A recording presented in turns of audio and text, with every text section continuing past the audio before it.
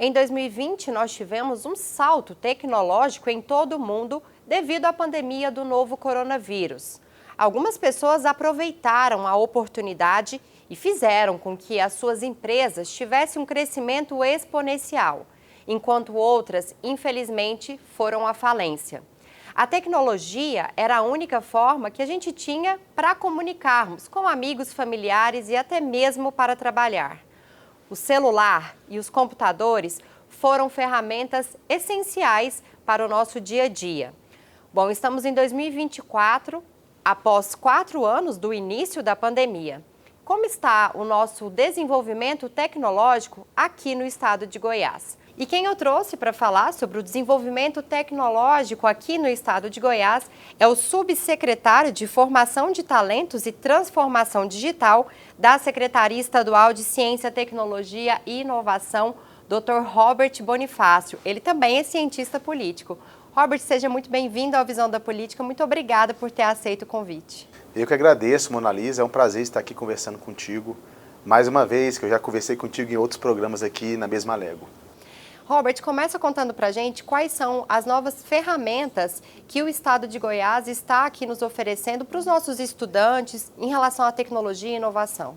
Maravilha, Mona Lisa. Interessante a pergunta, porque embora eu esteja na Secretaria de Ciência, Tecnologia e Inovação e a gente contribui com essa oferta do governo do Goiás por esse desenvolvimento tecnológico, não é só a gente que disponibiliza políticas públicas em relação a isso. Mas eu vou falar um pouco ali do meu quintal, né, do que eu desenvolvo, do que eu lidero com o meu time junto ao secretário Zé Frederico. Uma coisa importante de tecnologia é conhecê-la, né, dominá-la. A gente está no Brasil, a gente sabe que a gente tem ainda uma posição periférica em relação a isso. A gente, em geral, é mais consumidor do que criador, produtor de tecnologia. Então a gente tem que partir disso, de tentar superar, ter uma soberania tecnológica. Esse é o primeiro ponto. E uma maneira de se fazer isso é ensinando. Então, a gente tem a rede Escolas do Futuro, que é uma rede de escolas de primeiro mundo. Se você ainda não conhece, já faço convite para ir conhecer, que está espalhada em algumas cidades do estado de Goiás, que provê ensino profissional e tecnológico com foco em tecnologia. Ensino profissional e tecnológico, você pode ter vários tipos de ensino, tem alguns que são tradicionais e muito relevantes também, mas que não são ligados muito à tecnologia, como por exemplo enfermagem, como por exemplo MEI, agronegócio, dentre outros, né? Mas a gente na Escola do Futuro a gente ensina muito curso na área de tecnologia, sobre inteligência artificial, programação, robótica, e-commerce, dentre outros. Então, primeiramente é isso. Segundo ponto, Mona Lisa, que eu quero destacar, é que a gente sempre fala de tecnologia, começando com como eu fiz, de conhecimento, produção de tecnologia, e obviamente que isso é super válido, mas não é suficiente. Porque a gente tem a produção tecnológica, o consumo dessa tecnologia, mas quem a consome? Eu e você certamente sim. Mas será que todos têm acesso da mesma maneira que nós? Certamente não, e tem números e fatos que nos comprovam isso. Então, lá na SECT, a gente tem um programa muito interessante, que é o Cidadão Tech, que é inclusão digital. Então, nós começamos esse ano em parceria com prefeituras, com a OVG e com a Secretaria de Desenvolvimento Social, esse programa nos municípios de Goiás. Nós estamos em 5 municípios, e que, primeiramente, a gente fez um programa piloto, que é a melhor maneira de você começar uma política pública, né? Porque, é claro, a gente está no governo, a gente tem sempre aquele afã de entregar a política pública para o máximo de pessoas possível, né? Sempre está de pires lá na Secretaria de Economia pedindo mais orçamento e tal, mas tecnicamente falando, a gente tem que começar pequeno. Tem que ver a demanda, né? Tem que ver a demanda. Então a gente fez um projeto piloto para idosos vulneráveis. Então a gente está ensinando idosos coisas que para nós são básicas. Ligar e desligar um celular, anexar uma foto no WhatsApp, perceber mensagens que parecem golpes cibernéticos, muito comum. Muito importante, né? E muito importante. Eu vindo para cá, por exemplo, eu usei o Google Maps. Ensinar as pessoas a usarem o Google Maps para andar a pé, para andar de carro, para andar de ônibus, acessar o aplicativo de banco, ou seja, alfabetização digital. A gente está fazendo isso com idosos e estamos estudando agora, estamos analisando de fazer isso para assentados, que a gente está chamando de Campo Tech, né, dentro do Cidadão Tech. Então, assim, de maneira, para não ficar falando muito aqui, para dar só uma introdução, sobre tecnologia, isso, é parte do que o governo do estado de Goiás está fazendo. Estou falando aqui do meu quintal, da SECT, da Secretaria de Ciência, Tecnologia e Inovação. O foco em, primeiro, ensinar sobre tecnologia para depois produzir e também inclusão digital. A tecnologia tem que ser ofertada a todos e todas. Em relação às escolas do futuro, eu tive a oportunidade de conhecer bem ali no início, inclusive me matriculei em um curso de mídias sociais, que é muito complexo. Não é mais um cursinho online que você faz ali quando dá tempo. Não, gente. Inclusive, eu fui uma desistente do curso pela falta de tempo ali mesmo para me dedicar. Então, eu achei muito completo, muito complexo também o curso. Mas eu gostaria de saber dessas pessoas que ainda não têm acesso à internet. As escolas do futuro, qual que é a demanda que tem? Está conseguindo atingir os mais vulneráveis? Porque as escolas são muito boas, muito bonitas, muito tecnológicas mesmo. É uma coisa impressionante imaginar que aquelas escolas são do Estado, mas eu gostaria de saber se a população consegue ter acesso até essas escolas, tanto de forma presencial ou até mesmo de forma online, por conta ainda da inacessibilidade da internet. Sim. Bem, as escolas são maravilhosas mesmo, como você pôde presenciar. E o governador Ronaldo Caiado sempre bate na tecla, olha, se é público, por que não ser de qualidade? Então a gente tem que entregar para o cidadão a mesma qualidade de ensino daquela escola mais cara de Goiânia. E é isso que a gente tem feito. Então a Escola do Futuro está para provar que o governo de Goiás trata de forma muito séria a educação. Bem, a Escola do Futuro é para todos, né, independente da classe social. No entanto, a gente tem números que comprovam que a maior parte dos que estudam lá são vulneráveis, por diversos motivos. Seja pela localização de algumas das escolas, por exemplo, aqui na região metropolitana, em Goiânia e Aparecida, as escolas ficam na periferia. São bairros populosos, mais periféricos. Então, é onde as pessoas mais vulneráveis habitam. Então, a maior parte dos nossos alunos presencial, que nós também temos cursos EAD, eles são da periferia, logo são vulneráveis. E conseguem ir a pé para a escola? Conseguem ir a pé ou de ônibus.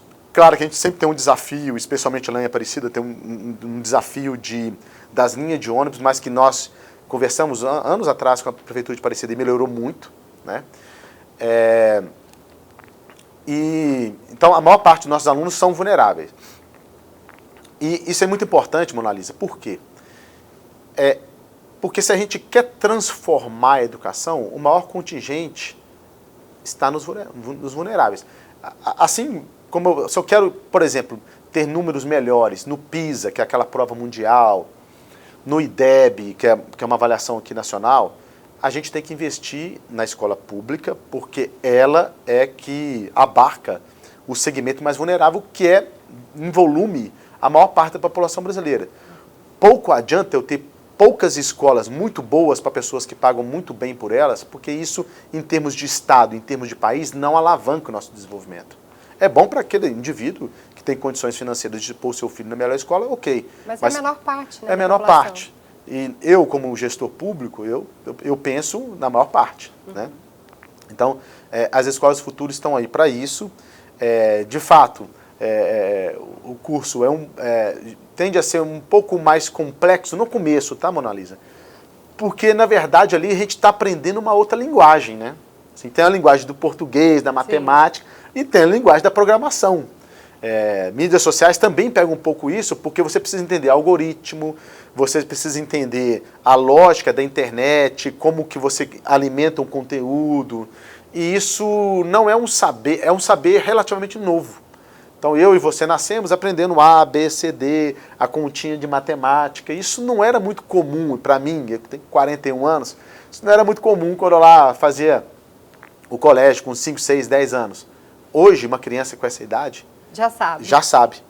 E para além das escolas do futuro, esse papo me fez lembrar de uma rede de laboratórios que nós temos, que é o Include, que vai se transformar em Start. A gente está mudando um pouco o programa, a gente está mudando os parceiros, que é a introdução a tecnologias educacionais. Então você imagina, é muito bonito, sabe? A parte muito bacana do meu trabalho é se encantar com o poder da política pública, né? Então eu percebi, visualizei, vivenciei algumas situações muito legais de menino novo, 6, 7 anos, que começa a aprender a lógica da robótica, de um segmento de linha, num robô que anda no segmento de linha, como que alguns controles faz com que o movimento, sabe, é muito bonito isso, uma coisa básica, é uma alfabetização tecnológica.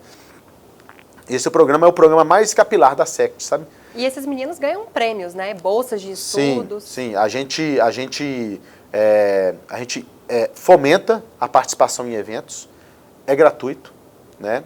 E se ele está ligado, por exemplo, se esse aluno é um aluno da SEDUC, do Colégio Integral, por exemplo, ele recebe a bolsa dele, a gente integra políticas, né? Então, assim, a gente está sempre em diálogo com a SEDUC, tem até um programa que depois eu quero ter a oportunidade de falar, que é a Jornada para o Futuro, que é um exemplo disso. Então, é muito interessante, Mona Lisa, que a gente está atuando em várias frentes e com foco nos vulneráveis. É para todo mundo, mas é com foco em vulneráveis. Em relação a esse garoto que começa ali na Escola do Futuro, às vezes ele vai fazer ali algum curso de robótica, para o mercado de trabalho. É um mercado que ainda necessita de muitas pessoas. Ele já sai dali também com oportunidades? Sim, e é muito interessante pelo seguinte, hoje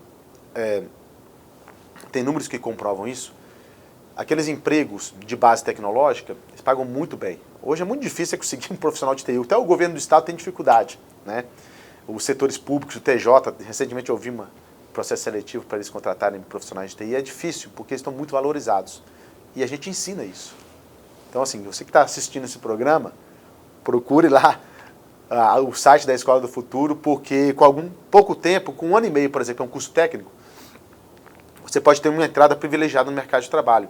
Essas pessoas se tornam referência, arrimo de família, né? Então, isso é uma transformação na vida das pessoas. E a gente sabe que a oferta do nosso ensino, ela precisa estar ligada com as demandas do mercado. E essa ligação, Mona Lisa, a gente já faz isso, que é observar os movimentos, a gente contratou consultoria, para desenhar o curso que seja convergente com as necessidades do mercado. Mas isso não é suficiente.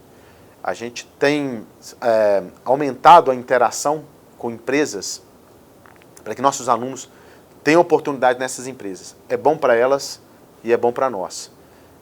E a gente firmou uma parceria agora, recentemente, a gente vai anunciar em breve para todo mundo, mas eu falo aqui de primeira mão, porque já está assinado, com a Solute, né, e com a Everest, que são empresas de ramo de tecnologia, né? A Solute, inclusive, líder nacional, que nossos alunos vão fazer estágio nessas empresas. Então, assim, eu estou falando isso porque eu quero encorajar, a gente procura os empresários, mas eu quero que os empresários também nos procurem, porque a gente está fomentando conhecimento ali que é muito interessante para eles. Esses empresários da área de tecnologia, por exemplo, eles sabem que, muitos deles, na verdade, você está falando em IBM, Microsoft, é outra história, mas da empresa nacional, como essas que eu acabei de citar, eles sabem que eles não têm capacidade de entrar em leilão para ter os melhores profissionais. Então eles precisam ajudar a formar os melhores profissionais. A Escola do Futuro faz isso, mas se é em interação com a empresa, melhor ainda. Dia desses, o Conselho Estadual de Educação promoveu um seminário de ensino profissional e tecnológico, e alguns dos especialistas que vieram aqui falaram assim, gente, como é que é interessante, né? Lá na Suíça, por exemplo, a maior parte da carga horária de um ensino profissional e tecnológico é na indústria ou nas empresas, nem é em sala de aula. É a prática, né? É a prática. Esse tipo de ensino é fortemente prático, e nós estamos trabalhando para induzir isso dentro dos nossos cursos. Fizemos esse primeiro acordo de estágio, queremos fazer muito mais e estamos de portas abertas para empresas que queiram interagir conosco e coligar-se conosco e fazer parceria. Eu já tinha até separado uma pergunta em relação a parcerias público-privadas, né? O governo do estado em parceria com algumas empresas. Você já deu aqui para a gente um exemplo de uma parceria. Existem outras parcerias também nesse sentido, para que as empresas estejam ali de mãos dadas com o governo, para dar oportunidade, né, para esses alunos também aí que estão saindo e estão indo para o mercado de trabalho? Sim, sim. Você falou do instrumento, né, a PPP, né, que é até um instrumento complexo, né, geralmente feito para grandes obras, né. Tenho acompanhado a vice-governadoria, por exemplo, tratando disso em relação ao Serra Dourada, né? Aqui do lado, pertinho. Inclusive, a gente vê o Serra Dourada daqui, pois é, então, do nosso estúdio privilegiado. Somos privilegiados aqui. Mas a interação com as empresas é frequente, né? Nem sempre em PPPs, às vezes, por exemplo, essa parceria que eu acabo de dizer é um acordo de cooperação, né? Um termo de cooperação, na verdade. E algumas secretarias têm um papel fundamental nisso, né, Mona Lisa? A SIC, a Secretaria de Indústria e Comércio, a Retomada também. E a gente se alimenta muito do que eles produzem para identificar os atores e para depois entrar em parceria. Então, essa parceria com o Solute Everest, por exemplo, para estágio é fruto desse trabalho de todo o governo de Goiás. O que a gente pode esperar da inteligência artificial aqui no nosso estado? Olha, um tema muito interessante, né? Porque se eu encontro alguém que nunca pisou no estado de Goiás, ele vai dizer que, olha, nossa economia é agronegócio. E, em alguma medida não é só, a gente sabe muito bem, a gente tem o segundo maior parque farmacêutico, por exemplo, do país, dentre outras coisas. Goiânia é muito forte em serviços, né? E essa pessoa se espantaria se eu dissesse o seguinte, olha, em termos de pesquisa científica, o Brasil está na liderança, Goiás está na liderança nacional em inteligência artificial. Sim, não é intuitivo, mas é fato. Então, lá em 2019, a Fundação de Amparo à Pesquisa do Estado de Goiás investiu no Centro de Excelência em Inteligência Artificial da UFG. E fez um termo de fomento, né? Olha que interessante, eu vou dizer os números que eles são públicos. Investiu 12 milhões de reais. O objetivo do CEIA era devolver isso em 3 anos, o dobro disso, 24 milhões, captar 24 milhões em 3 anos. Passou-se 5 anos, e este ano, com apoio da SECT, inclusive, fizemos um evento para comemorar 213 milhões de captação de recursos pelo CEIA, para fazer pesquisa científica usando inteligência artificial. Então, Goiás, e assim, não são só os pesquisadores goianos. Eles têm mais de 400 pesquisadores no mundo inteiro, né? São pesquisadores que participam de projetos de pesquisa específicos que eles lideram. Então, a gente está muito bem posicionado em termos de pesquisa científica. É óbvio que a gente está longe de ser um mercado consumidor, um dos maiores mercados consumidores de IA, e em termos industriais de produzir coisas relativas a IA. Mas nós temos um começo e nós temos uma carta forte na mão. Então, o governo de Goiás apoia muito a BUCEIA. Esse ano, através da SECT, CEIA e SECT, nós vamos trazer em novembro, está convidada, lá no Centro de Convenções vai ter o evento Robótica, que é um evento dessas Olimpíadas, né? Olimpíadas de programação, de robótica, uma meninada do Brasil inteiro vem aqui, a gente vê um monte de produtos, de artefatos aí, de tecnológicos, vai ser muito interessante. A gente tem induzido muito isso, porque a gente sabe que a inteligência artificial ela é um propulsor de desenvolvimento. Inclusive para o ramo do agronegócio. Inclusive para o ramo do agronegócio. O CEAGRI, que é um outro centro de excelência, está lá em Rio Verde, no IF goiano, aplica a IA no campo. E eles têm resultados muito interessantes. Então, é uma política de Estado, o governo de Goiás está muito antenado a isso. Acho que as pessoas, alguns que são mais da área, já veem isso. Quem é leigo vai começar a entender isso em 2 ou 3 anos. Porque também não é um investimento que não é automático. Assim, eu invisto hoje e mês que vem eu tenho resultado. Não, demora alguns anos. Um investimento pelo menos de médio prazo.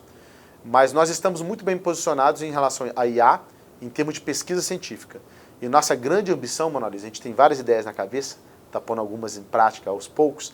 Nas próximas vezes que você me convidar, eu vou trazendo aqui novidades para vocês, de extrapolar essa questão da pesquisa científica, né? Então, assim, a gente tem um forte motor de IA em pesquisa científica, a gente quer propagar isso para outras áreas.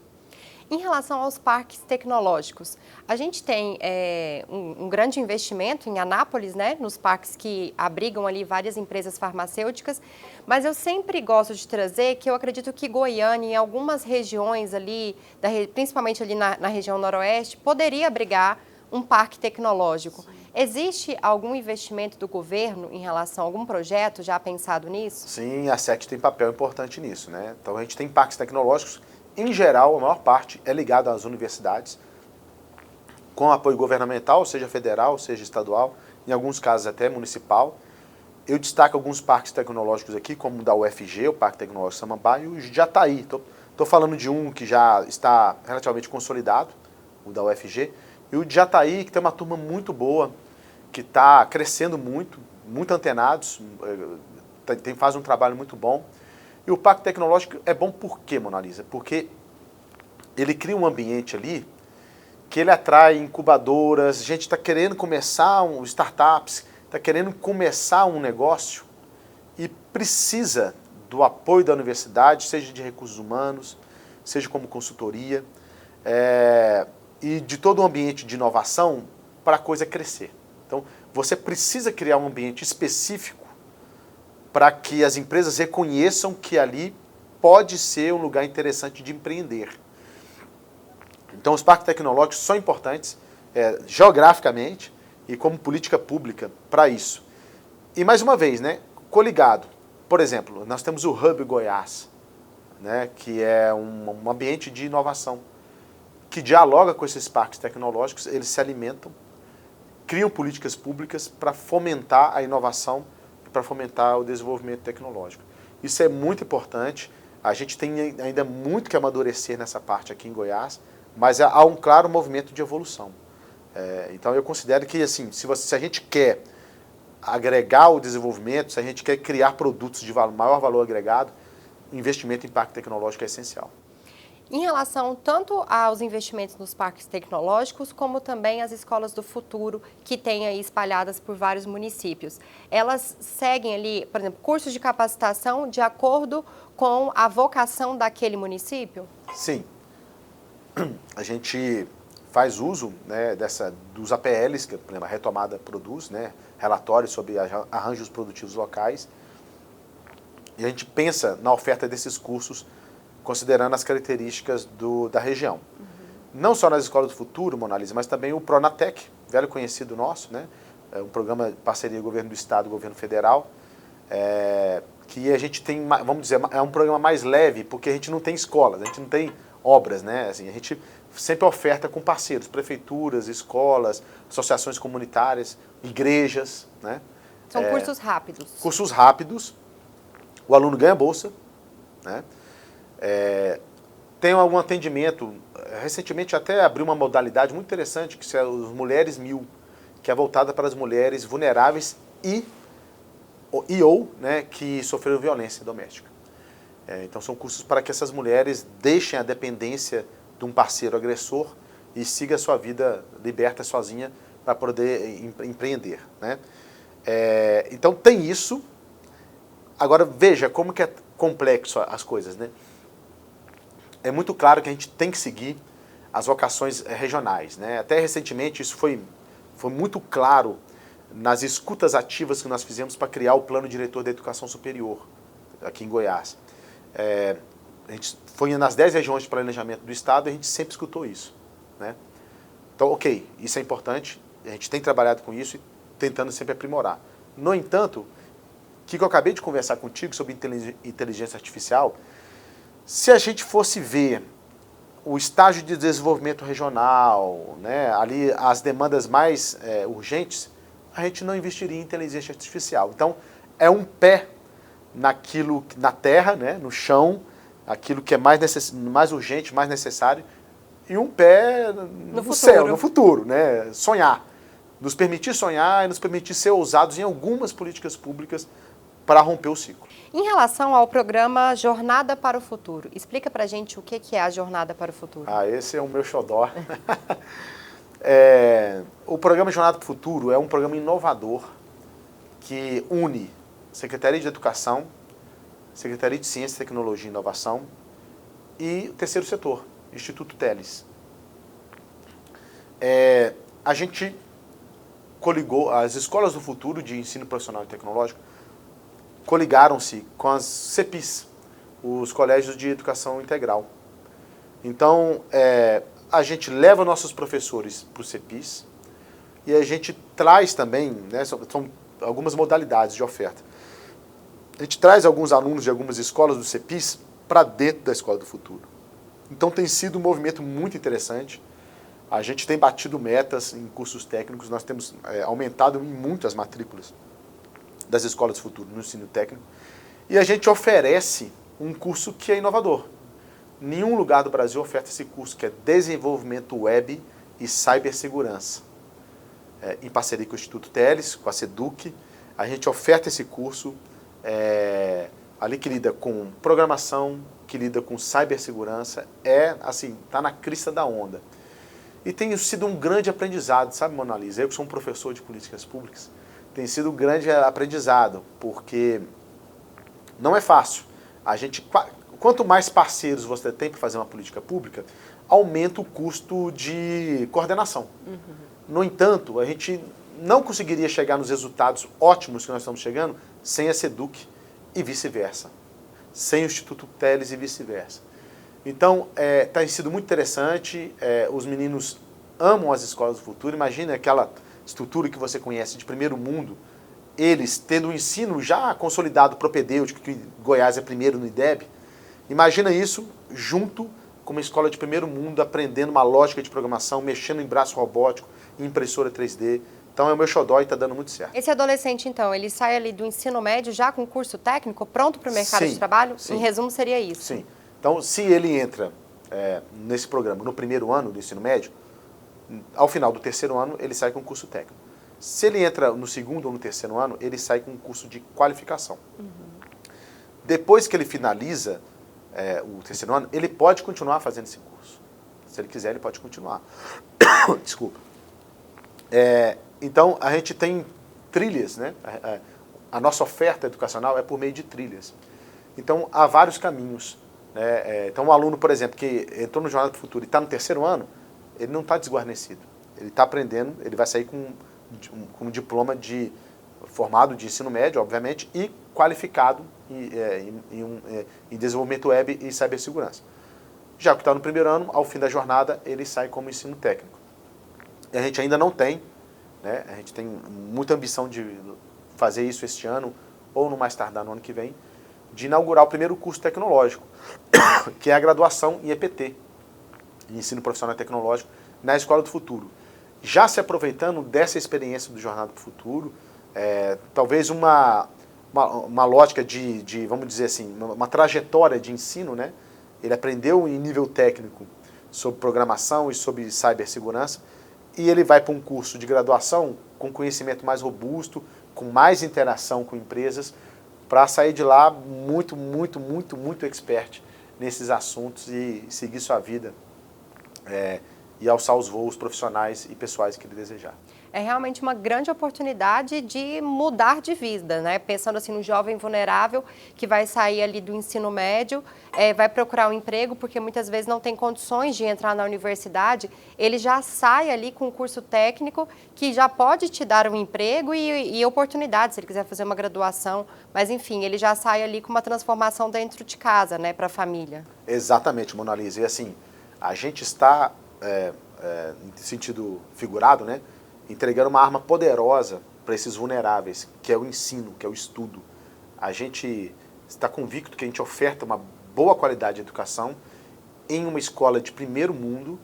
Então, esse aluno nosso, que na sua maioria é vulnerável, a partir do curso técnico que ele faz na Escola do Futuro, ele pode ser bastante ambicioso, viu, na sua trajetória profissional. Como eu te disse, eu tenho 41 anos. Na minha época, não tinha Escola do Futuro. Na minha época, essa profissão tecnológica não era ainda muito desenvolvida. Se eu pudesse voltar atrás no tempo, quer dizer, se eu fosse uma criança agora, um adolescente, certamente eu investiria nisso. É o futuro, são os empregos mais valorizados e é o que a gente vive a todo momento. A gente olha para o lado aqui nessa sala, o que tem de desenvolvimento tecnológico aqui, né? Alguém inventou, alguém está ganhando muito dinheiro com isso. E isso aqui, se eu voltar daqui a 2 anos aqui, vai ter equipamentos muito mais evoluídos, né? Então, assim, é um crescimento exponencial, são tecnologias exponenciais. Então, a gente está preparando os goianos para esse desafio do futuro. Futuro não, do presente, né? Em relação à inteligência artificial, eu li um artigo no Valor Econômico que falava sobre a inteligência artificial que tomaria os trabalhos comuns, né? E mudaria, algumas profissões vão deixar de existir.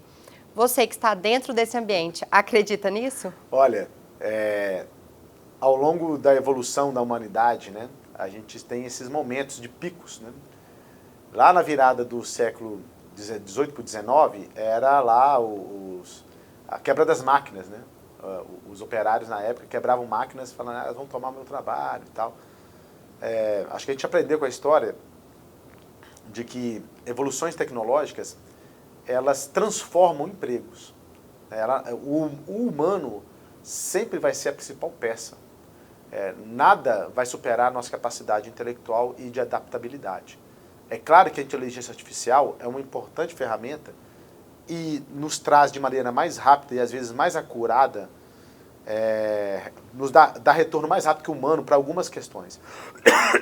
Mas toda inteligência artificial um humano criou. Então a gente precisa ficar muito claro isso, que não é que o ser humano é tirado, né? Não se tira o ser humano do processo.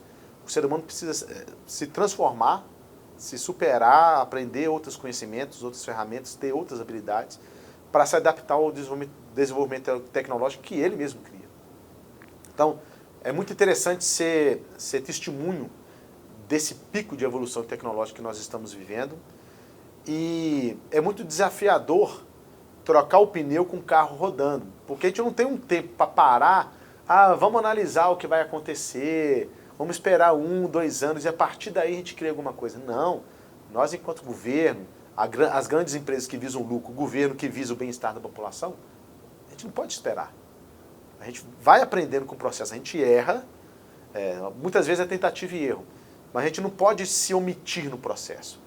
Então, o que a gente tem feito é diversas políticas públicas, várias secretarias conversando, atuando em conjunto, para fazer com que Goiás esteja um nariz à frente de outros estados e que impulsione o Brasil para essa disputa, né, tecnológica, de desenvolvimento tecnológico, né? A gente é um país periférico em muitas coisas, desenvolvido em muitas outras, e se a gente quer ter ambição como projeto de nação, de ser melhor do que somos hoje daqui a 10, 20 anos, o momento é agora. Essas tecnologias exponenciais, precisamos dominá-la, entendê-la e produzi-la. A gente viu muito isso na pandemia, né? Enquanto algumas empresas preferiram aguardar para ver o que ia acontecer, acabaram falindo. Exato. Outras empresas tiveram um salto exponencial e cresceram durante, acho que o momento mais difícil que a humanidade já viveu. Exatamente. E veja, uma prática que a gente começou a fazer, algo que ficou comum no nosso cotidiano, que eram videoconferências, até hoje está aí. Eu estou cedido pela Universidade Federal de Goiás ao governo do estado, mas ainda tem alguns orientandos que estão defendendo mestrado, e em geral eu faço videoconferências. Isso não existia. Quando eu defendi meu mestrado, quando eu defendi meu doutorado, isso sequer era uma possibilidade, uma alternativa. Hoje já é comum. Então veja, a pandemia, ela agilizou o avanço nessa área, né? E quantas empresas não cresceram, quantas empresas que não souberam entender esse processo faliram. Então assim, a gente não pode ficar parado esperando. Mesmo que a gente erre, o erro é menos pior do que a inação. Robert, para a gente finalizar, para quem está nos assistindo e tem interesse em fazer algum curso na Escola do Futuro, ou algum aluno da rede estadual que quer participar do Jornada para o Futuro, como é que esse aluno pode fazer? Escola do Futuro, efg.org.br. efg.org.br. A gente tem sempre editais abertos. Você pode fazer tudo pela internet, tudo. Ou presencialmente nas Escolas do Futuro. Nós temos Escolas do Futuro em Goiânia, Aparecida de Goiânia, Mineiros, Valparaíso e Santo Antônio Descoberto. E a Escola de Futuro em Artes, Basileu, França, aqui em Goiânia. Mas eu moro lá em Porangatu, não tem Escola do Futuro lá, não tem problema. Nós temos cursos EAD, nós temos curso online, você pode fazê-lo. Além disso, nós temos parcerias com algumas cidades, né, com Bela Vista, com Jaraguá, Caldas Novas, várias outras, eu não vou ficar falando mais porque eu vou esquecer, né? Mas a gente tem parceria com muitas cidades, a Escola do Futuro está se ampliando, né? E ela é para todos porque ela tem cursos online. e presenciais. Então convido você, efg.org.br, e também visite a SECT, inovacão.goias.gov.br. Nós temos lá os laboratórios Includes, nós temos o Cidadão Tech, nós temos vários editais, o Hub Goiás, que é na área de inovação. Então visite, nós temos N oportunidades, nós temos N políticas públicas e eu agradeço muito a Mona Lisa por ter me trazido aqui e estar podendo passar essa informação para você. Eu que agradeço a sua presença aqui hoje. O Visão da Política de hoje fica por aqui, mas eu convido todos vocês a continuar acompanhando a programação da TV Assembleia Legislativa e até mais.